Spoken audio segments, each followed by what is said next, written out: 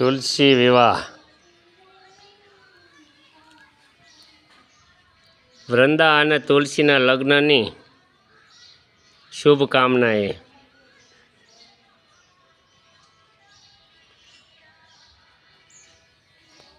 આજે ભગવાન વૃંદા અને તુલસીના લગ્ન થશે, પછી માનવના લગ્ન થાય.